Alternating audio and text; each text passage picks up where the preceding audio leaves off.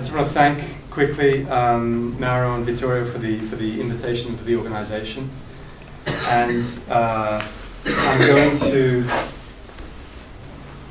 to cut as I go along, and I'm sure you imagine this is a difficult exercise, so we'll see how we go. And this PowerPoint is in Italian, so presentation, I think that's what I want.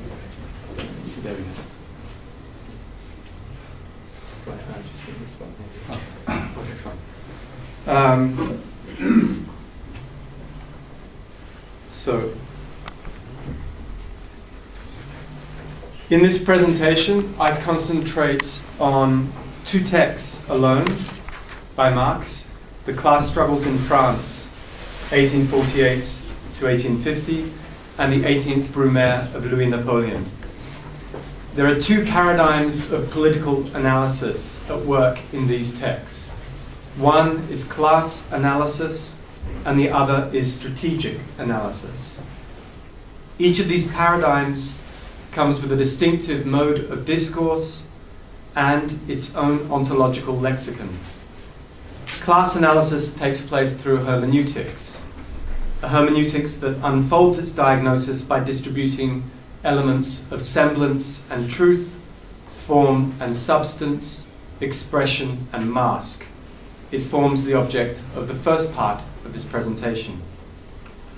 Strategic analysis takes place through a decision tree of virtual and actual actions that unfolds a map by identifying a finite set of institutional agents and an order of means and ends that determines which actions shall be taken.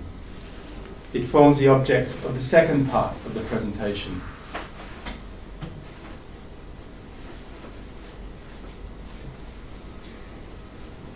The third and longest part of the presentation will analyze the relationship between class analysis and strategic analysis in these two texts.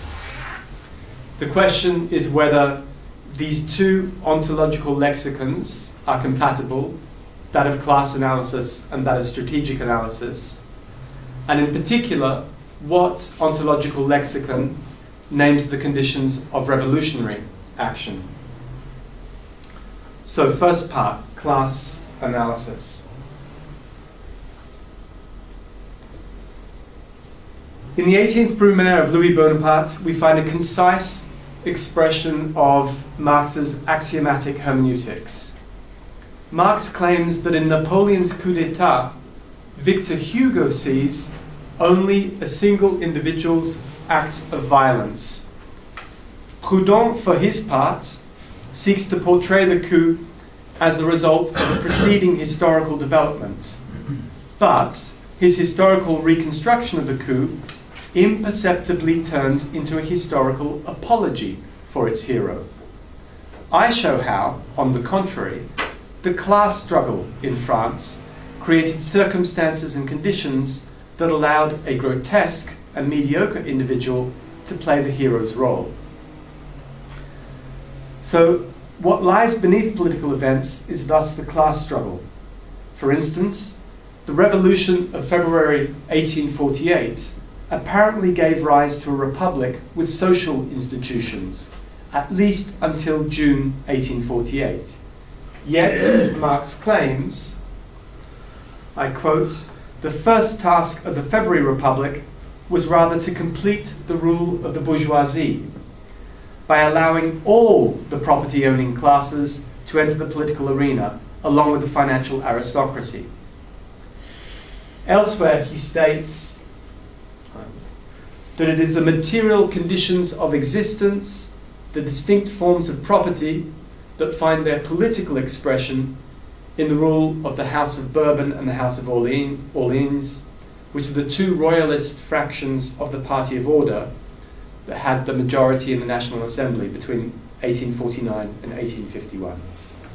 So you have material forms of existence or distinct forms of property, that is landed aristocracy and financial capital, that find their political expression in the rule of this parliamentary majority. The task of Marx's hermeneutics is to unveil a truth. it does not identify the actual mechanisms that link the effects, political events, to the cause, class interests. Hence the vulnerability of this hermeneutics to the revisionist attack in the field of history, for example, concerning the scientific and explanatory value of class analysis. Rather, what this hermeneutics does is it posits the existence of something that lies beneath the surface of historical events and persists despite apparent change. If this something that lies beneath were to consist of fixed class interests, then Marx would be positing a substrate, an avatar of the classic acceptations of substance as the ontological basis of his hermeneutics.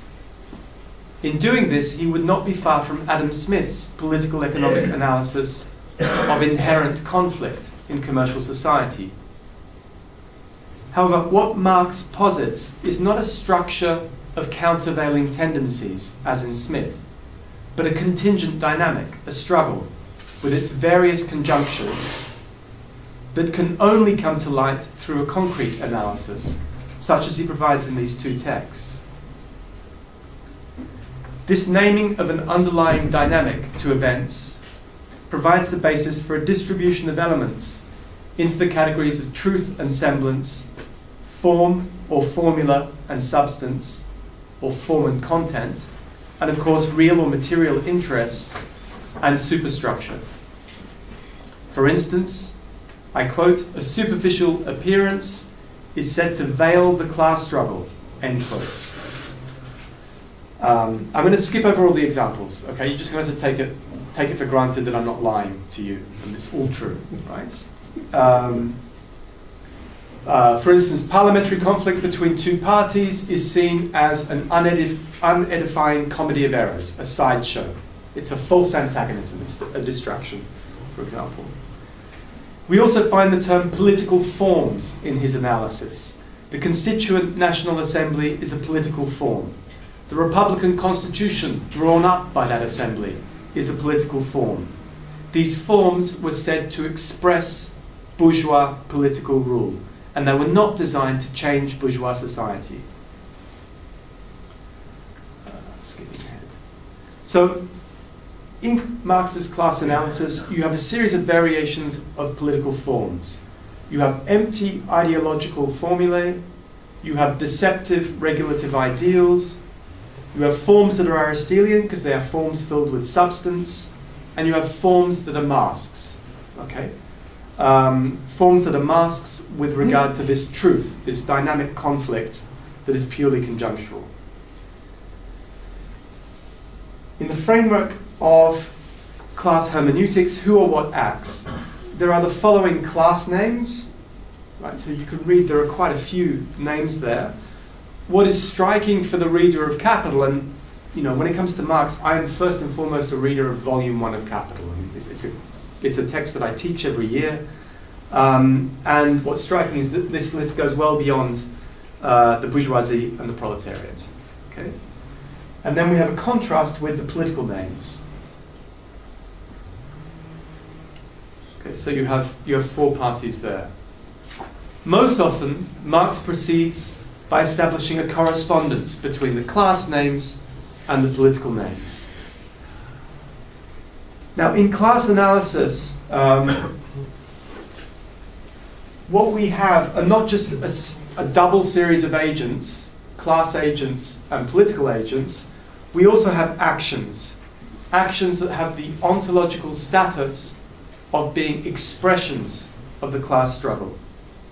For example, he says that of the revolutions of June 48 and June 49, each of these two insurrections was the classical and pure expression of the class that had carried it out.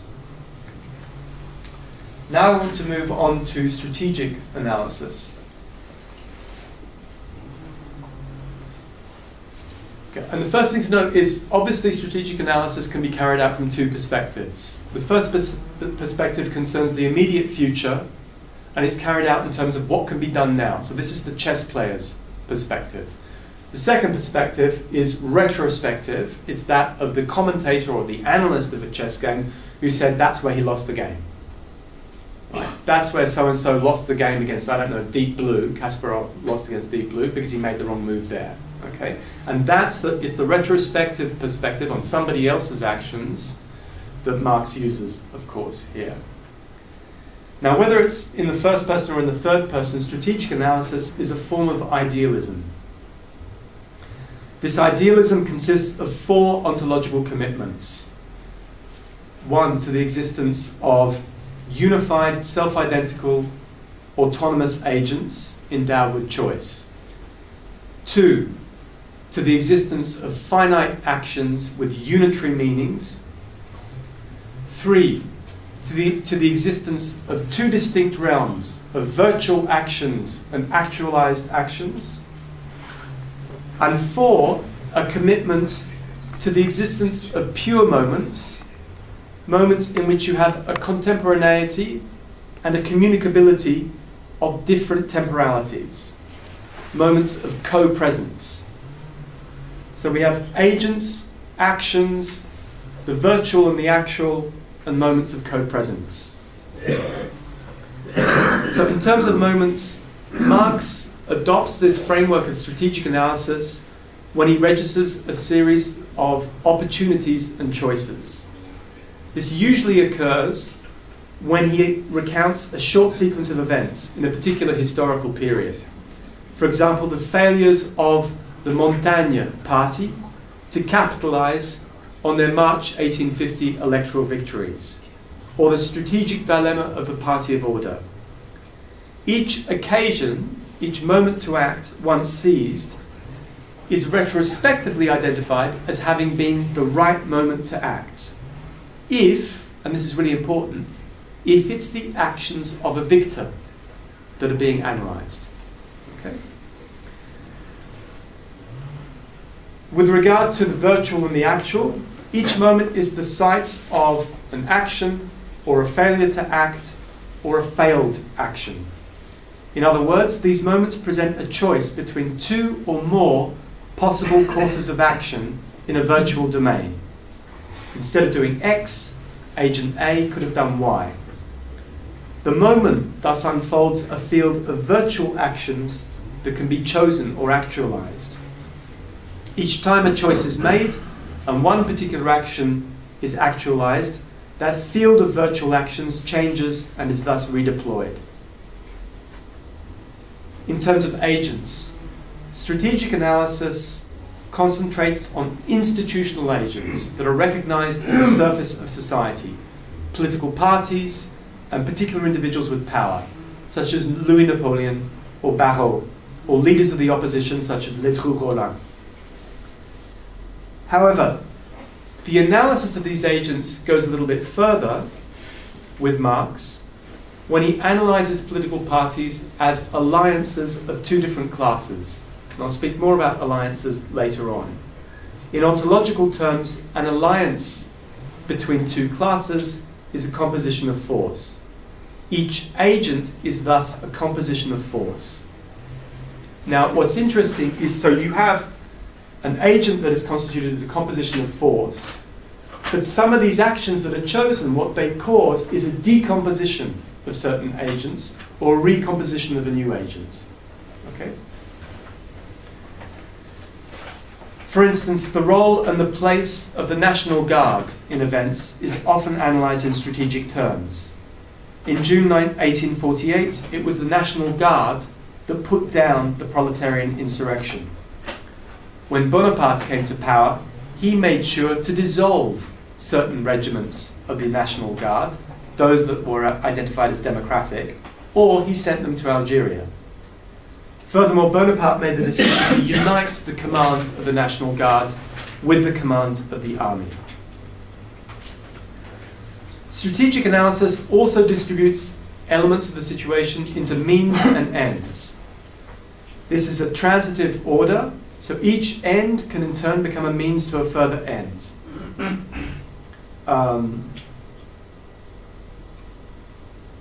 I'm just going to skip ahead. So the interesting thing about this order of means and ends is it has to have an exceptional or maximal term of the series. exceptional in that it's intransitive. Thus, there has to be a final end, which is a global state of affairs. And Marx has this beautiful formulation in which he says that Napoleon's ultimate goal was the restoration of the French Empire and making the French people pay his debts. Okay? So I think in psychoanalytic terms we can say the two are exactly the same.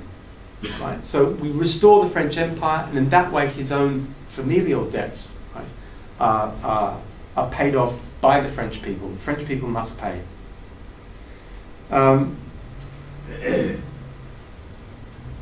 Okay, I'm going to skip ahead. So what I want to do is to pass to the crux of the matter. In the intellect, like in the conceptual architecture of Marx's text, my question is, what is the relationship between class analysis and strategic analysis? And what are the consequences for Marx's concept, if he does have one, of revolutionary political action? So, to analyze this encounter between class analysis and strategic analysis, I'm going to look at two complications in his text. One concerns political forms and their interpretation, and the other concerns the fact that class interests are exclusively actualized in the form of alliances. Not only that, but these alliances shift, they move, they compose and recompose. Okay, so first, political forms and their interpretation.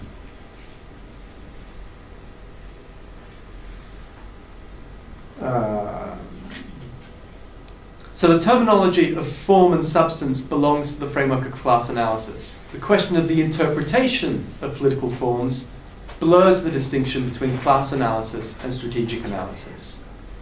The new Republican Constitution is a political form. The question of how to apply that constitution became intensely controversial in two cases. I'm going to speak of one case, which was the existence of workers' clubs. The new constitution guaranteed the right to association for all Frenchmen. Did this right apply to the workers' clubs? In legal terms, yes, but these clubs provided a forum for the workers and could potentially unite the proletariats. They thus posed a direct threat to bourgeois rule, and the members of Parliament were obviously quite aware of this. Parliament banned the workers' clubs. Marx says, as you can read, if, for the sake of theoretical propriety, the Constitution was expressed in general terms, were not the government and the National Assembly there to interpret and to apply it in the specific case? Thus the comedy was played out. And the Constituent Assembly itself had decreed that violation of the letter of the Constitution was the only appropriate way to realize its spirit. So here, the political form alone, Constitution, does not possess a determinate political meaning. Right? It doesn't express a given economic class content on its own. It acquires a meaning through its interpretation.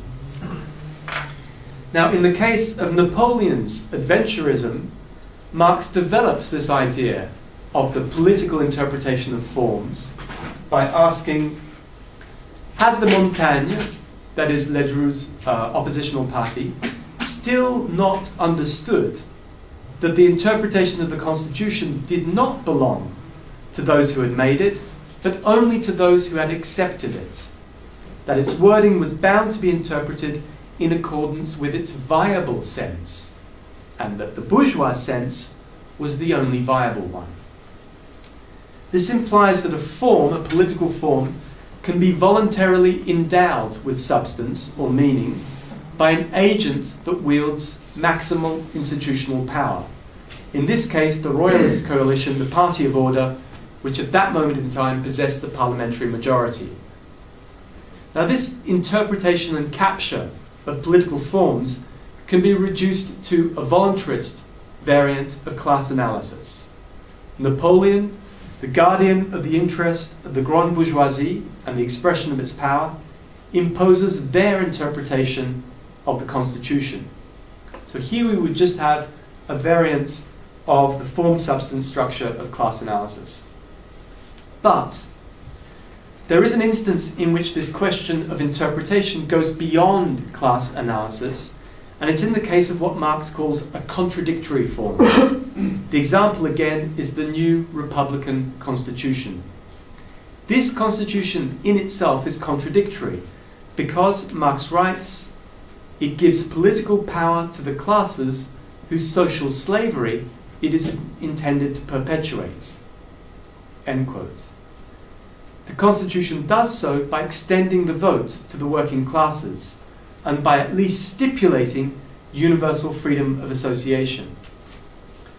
Marx delights in showing how the very clauses of the Constitution also allow it to be interpreted in a reactionary manner, repressing the very liberties that it announces. If the Constitution is a contradictory form, if it is open to interpretation in the sense of the proletariat or in the sense of the bourgeoisie, then it cannot be a simple mask of bourgeois class interest. Here we have a political form that makes a difference, for instance, the extension of the franchise, and which is fought over in its interpretation by different classes and by different fractions of the same class, the bourgeoisie. So here we do seem to have a clear case of an excess of the political struggle over socio-economic struggle in the determination of events. So now I want to move to my second complication for Marx's analysis, which is that class is actualized solely in the form of an alliance.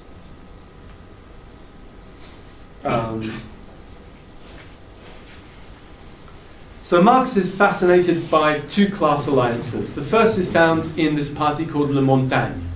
Okay? It's a democratic republican or a social democratic party. I'm not sure what that means anymore, but we know what that means anymore. And the second class alliance is found in the Party of Order. So the Montagne is an alliance of petty bourgeoisie and worker interests, with the petty bourgeoisie dominant. The Party of Order is composed of the different royalist fractions, that is the landed aristocracy and financial capital, different royalist fractions of what he calls the big bourgeoisie, the grande bourgeoisie. So if a party is composed of an alliance of classes, you can't have a one-to-one correspondence between the interests of a class and a political party.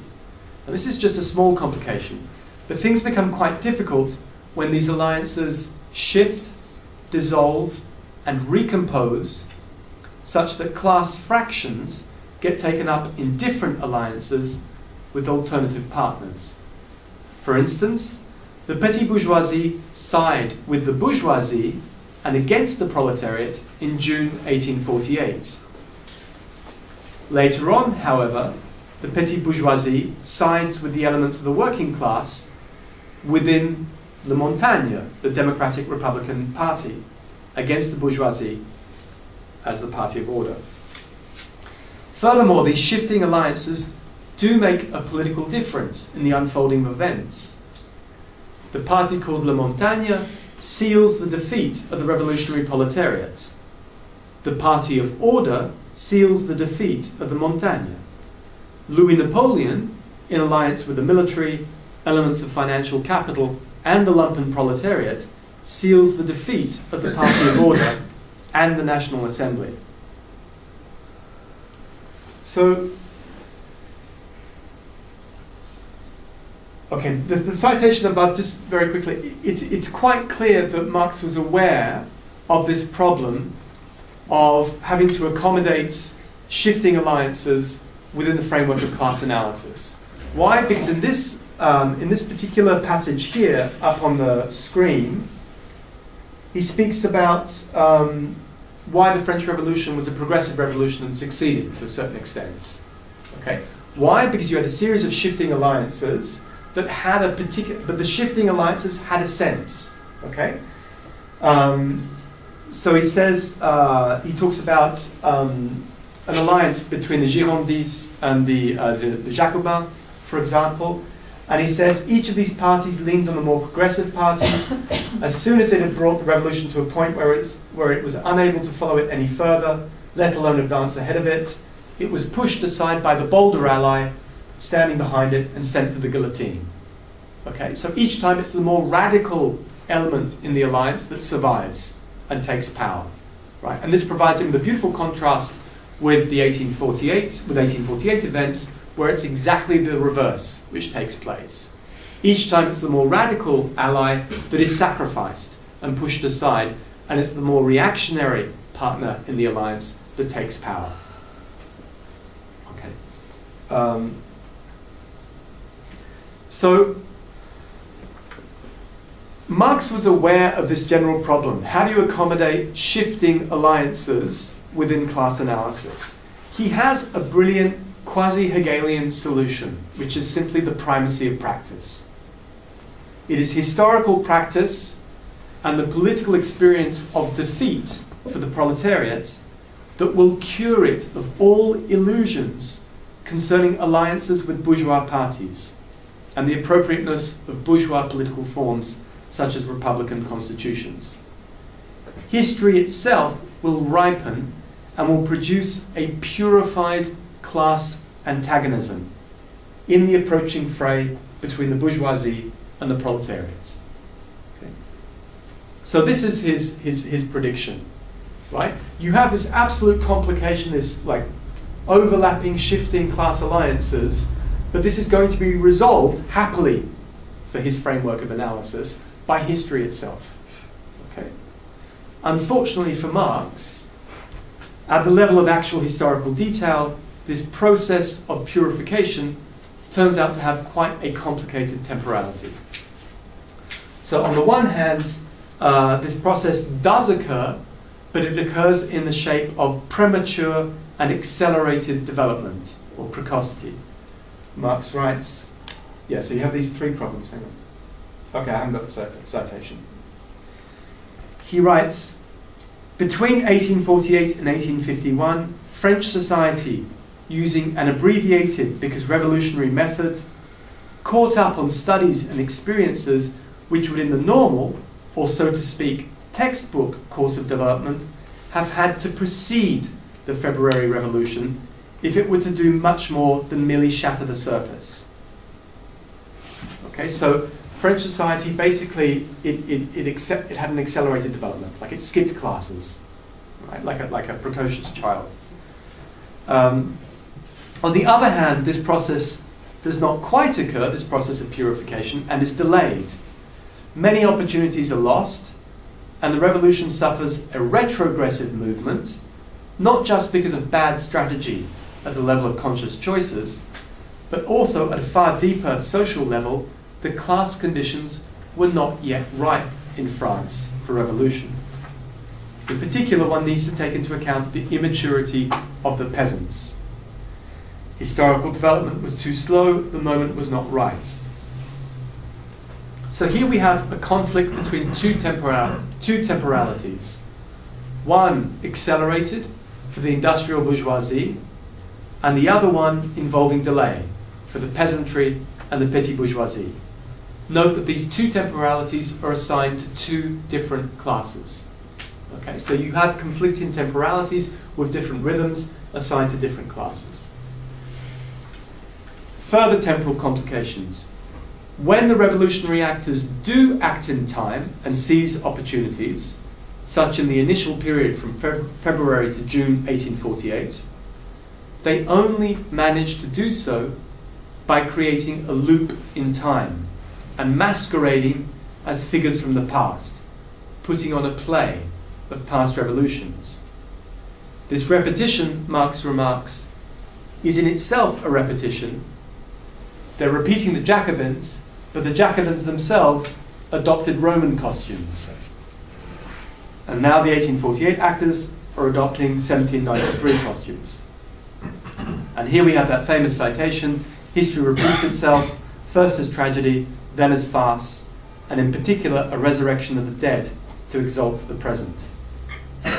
So we have premature acceleration, repetition, and delay These are the dominant temporal obstacles to Marx's wished-for purification of the class struggle and to the occurrence of a progressive revolution, as in 1789. These obstacles turn the pure form of class antagonism, the binary labour-capital, into a kind of distant regulative ideal, but one that the actors were not even aware of, a distant possibility that they cannot measure their actions and progress against, because it's a possibility that lies in the economic depths of society. These temporal obstacles render any rendezvous, any contemporaneity, quite difficult between the maturation of the political expression of the proletariat's interests and the right moment for action. So I have two open questions for myself in this investigation.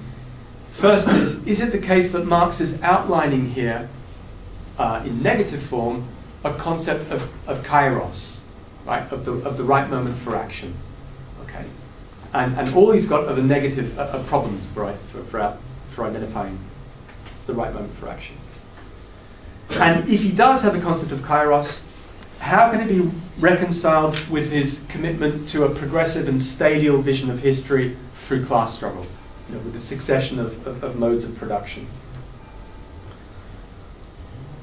And here I come to, I've got no idea how long I'm supposed to speak for. Well, I think about I've got half an hour. I'm supposed to speak for half an hour? Or I've got No. You are speaking for half an hour. You can speak 10 about minutes, 15 minutes. Okay, fine. Okay, this is the last section anyway. So we have temporal obstacles, okay? And he doesn't quite get his purification that he wants and the appearance of this, this nice binary between the proletariat and capital. But a certain process does take place. An ambivalent process that has comic consequences, the rise to power of Louis Napoleon, and it also involves the exposure of truths. The proletariat realize that any alliance with the petty bourgeoisie is doomed to end in the betrayal of their interests. How can we simultaneously think the two sides of this ambiguity? The comedy of Napoleon's success and the defeated proletariat's realization of a truth. These two sides restage our problem. In Marx's analysis, Napoleon appears to be a strategic genius, although he's also a grotesque and mediocre individual. Right? And the truth realized by the proletariat is the truth of class analysis. Moreover, at an ontological level, what could we possibly expect from the combination of class and strategic analysis? Class analysis depends on a metaphysics of surfaces and depths, and as I've briefly asserted previously, strategic analysis is a form of idealism. How are we ever going to get a materialist topology of action, which for me is the contemporary goal of a remodeling of Marx?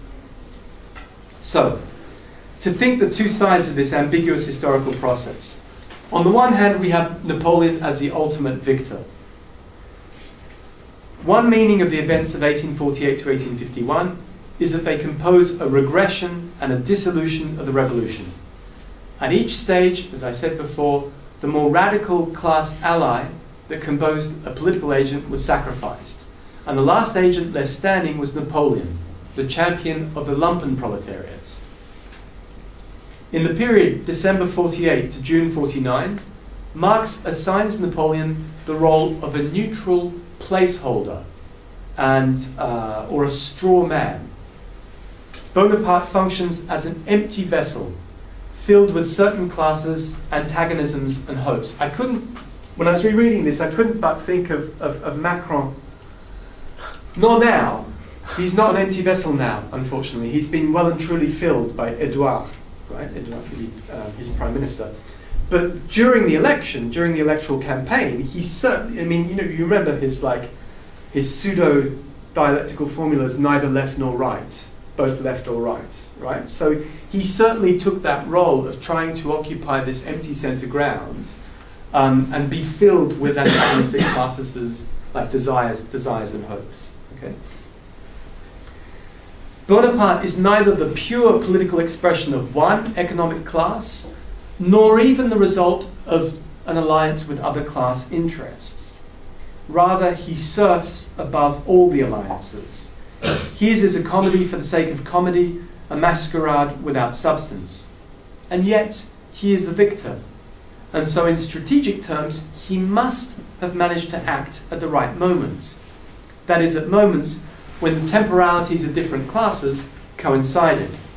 That is, when a kind of joining occurred between the temporal schemas of their desires and grievances, their hopes and fears. What is it, and this is another open question for me, what is it about his quality as a neutral placeholder, right, or a straw man, that allows Napoleon to be the figure of the kairos? Is it simply that he dupes everyone? Right? And again, this is a contemporary question. It's the question of Macron. Did he dupe everybody? Right. Or did his prime minister always know what was going on? Okay.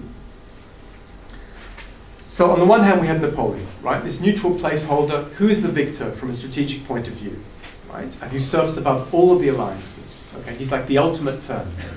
Right?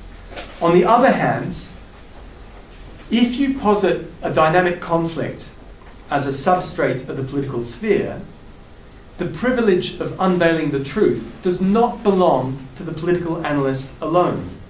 It is history in its actual unfolding that anticipates, if not upstages, the analyst by operating its own disclosures and moments of revelation.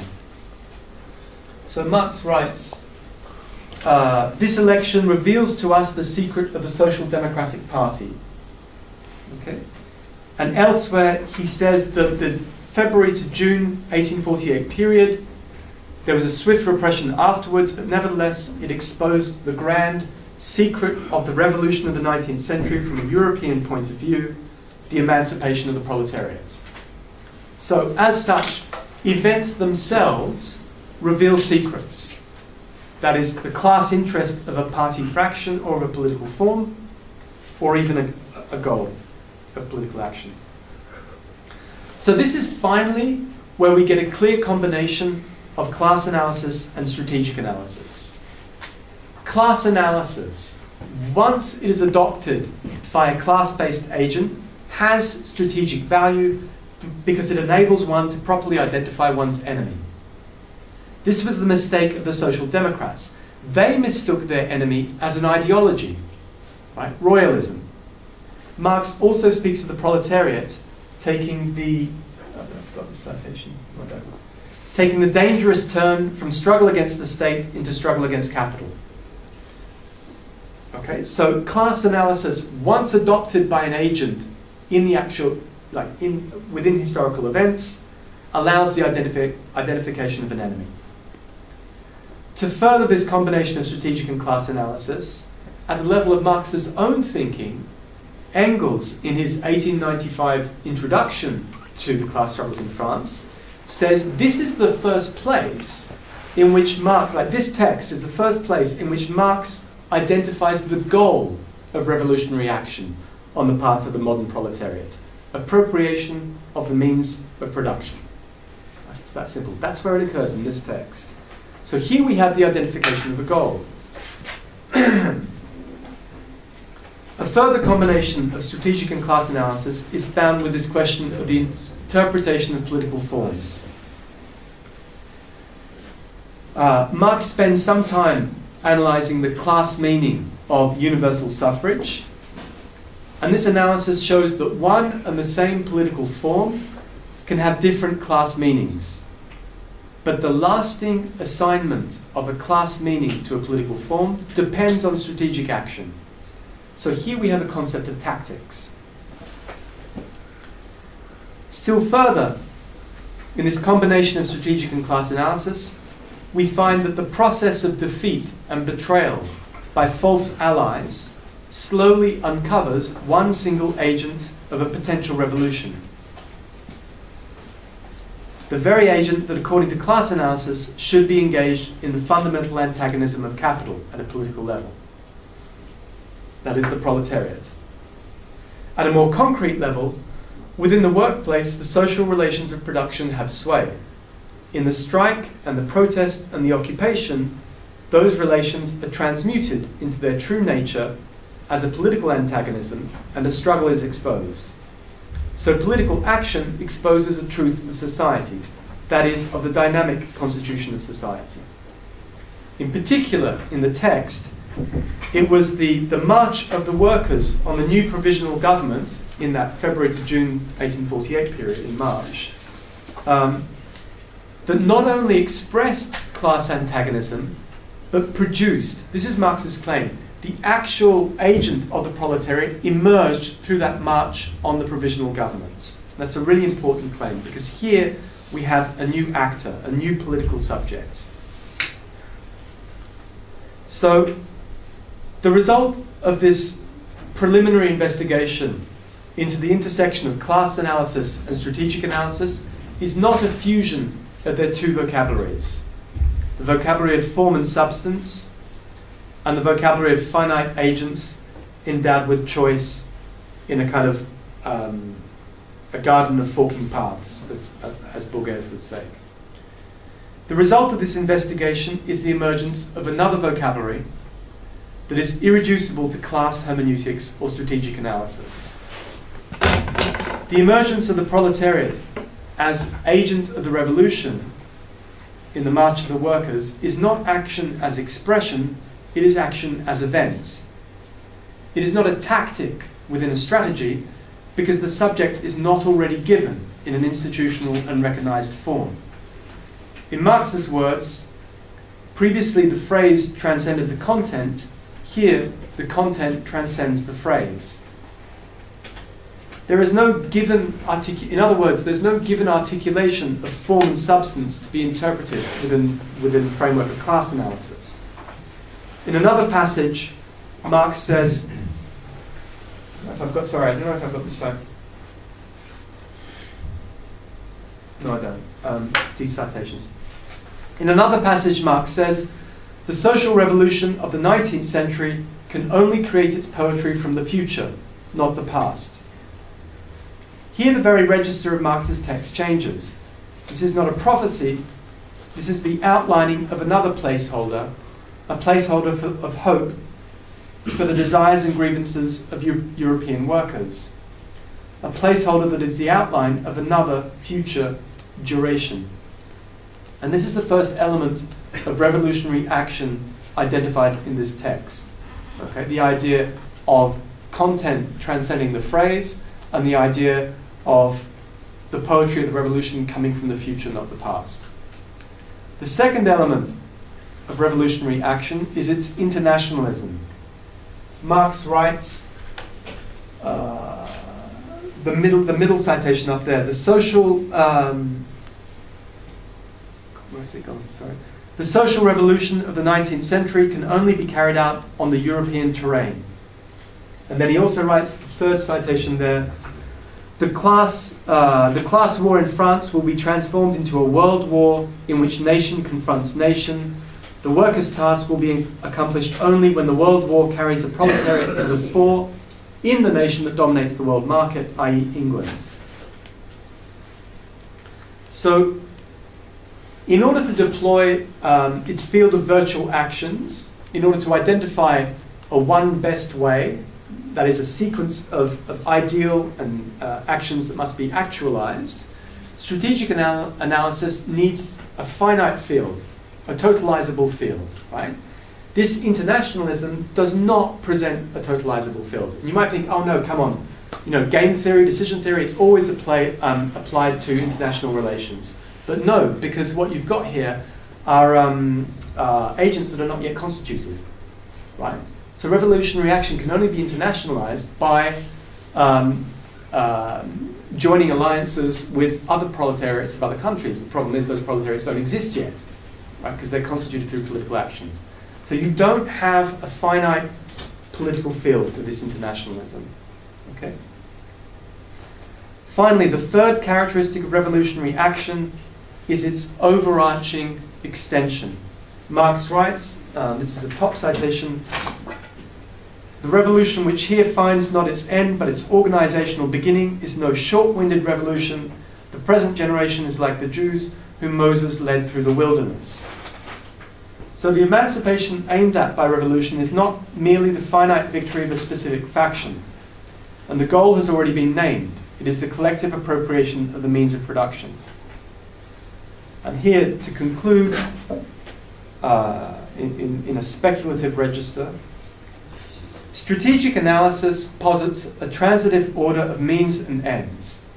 Every finite end can become in turn a means to a further finite end until one reaches the intransitive end, right? The ultimate goal, which for Napoleon was the restoration of the French Empire. Here, in contrast, revolutionary action has this overarching extension across conflicting temporalities, because the end must be transformed into the means. Okay? Not each means into an end, but the end into the means. So what this means is that to march on Parliament and to form a new political subject is already to collectively appropriate the means of production in the political field. Now you might think, oh my God, you've just escaped strategic analysis and a metaphysics of surfaces and depths for some form of millenarianism, right? And I know that trap. I know it's there for any left-wing political philosopher. I am not claiming the end is nigh, the end is here. There's a fusion of means and ends, because quite clearly the end is not exhausted or nor completely realized by one action, and that's because the end is a principle or an idea. Thank you. Thank you.